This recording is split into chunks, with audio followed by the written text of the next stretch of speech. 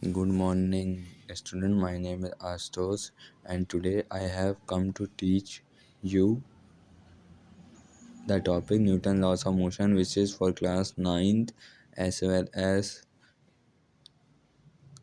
UG Sem 1 BSc students. So, what is Newton laws of motion? देखो, जो हमारे Newton scientist है, उन्होंने 3 लॉ दिए थे न्यूटन के। ठीक है, पहला क्या है? फर्स्ट वन, लॉ ऑफ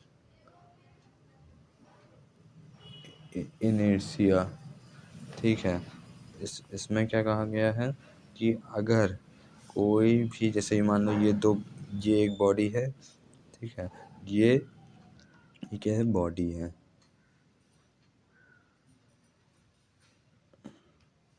और अगर ये मान लो मोशन में है, यानी मूव कर रही है, तो ये तब तक मूव करेगी जब तक इस पर एक्सटर्नल फोर्स जो है ना अप्लाई हो। अगर ये रेस्ट में है तब तक ये रेस्ट में रहेगी जब तक कि इसमें कोई भी एक्सटर्नल फोर्स अप्लाई नहीं होगा। ठीक है, ये पहला हमारा लॉ ऑफ इनर्शिया कहता है। ठीक है, यानी बॉडी जो है अपनी पोजीशन को रेसिस्ट करता है। ठीक है, कब तक करे? जब तक उसमें एक्सटर्नल फोर्स अप्लाई नहीं होगा। ठीक है, यानी अगर बॉडी कोई रेस्ट में है तो रेस्ट में ही रहेगी जब तक एक्सटर्नल फोर्स अप्लाई ना हो, और अगर कोई बॉडी मोशन में है तो वो मोशन में ही रहेगी। तो हम ऐसे ही एक स्टेटमेंट लिखते हैं इसके लिए। तो ये स्टेटमेंट है कि a body resist its shape and size अंदर या unless any external force is applied over it. Okay, F is directly proportional to acceleration force का फॉर्मूला एम ए। एम क्या है यहाँ पर? इनिशियल मास है।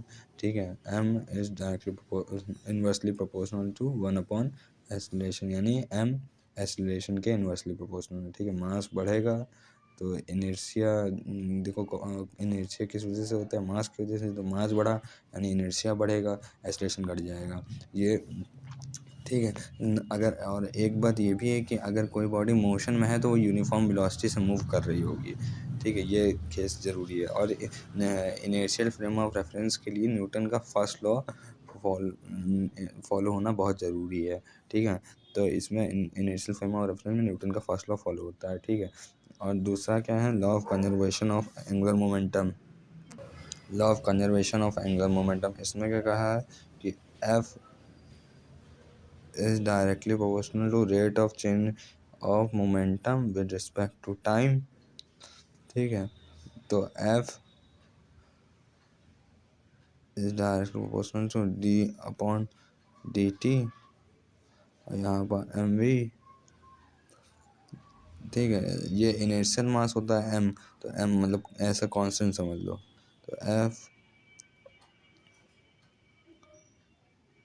Is directly proportional to M D upon D T V. तो यहाँ से इस तरीके न्यूटन का जो सेकंड लॉ होता है वो भी डराइव होता है, जो कि होता है F is equals to M A. कैसे है? Force diagonal rate of change of angular momentum. फिर पी की जगह पी क्या है? लीनियर मोमेंटम है, या एंगुलर मोमेंटम, जो बिकॉज एंगुलर नहीं लीनियर मोमेंटम है। ठीक है, तो एम भी रख दिया। फिर मास कांस्टेंट होता है, तो देखो कांस्टेंट ये आ गया, इक्वल्स टू का साइन आ जाएगा यहाँ से, और D V by D T, तो F is equals to M A. ठीक है, तो हमारा जो थर्ड लॉस ऑफ मोशन होता है वो एक्शन एंड रिएक्शन क्या होता है? क्या कहता है कि,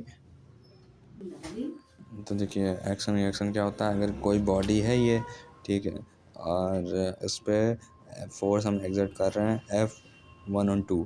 ठीक है, इस डायरेक्शन में, तो F21 की जो डायरेक्शन होगी वो अपोजिट होगी, यानी माइनस का साइन आएगा, लेकिन इक्वल मैग्नीट्यूड दोनों का सेम होगा, बस साइन का डिफरेंस होता है, एक प्लस है एक माइनस है। ठीक है, ऐसे ही। तो अगर मॉड निकालें, मॉड तो पॉजिटिव वैल्यू देता है, तो ये दोनों की वैल्यू F12 इक्वल F21 हो जाएगा। ठीक है, thank you. I hope you have understood the concept.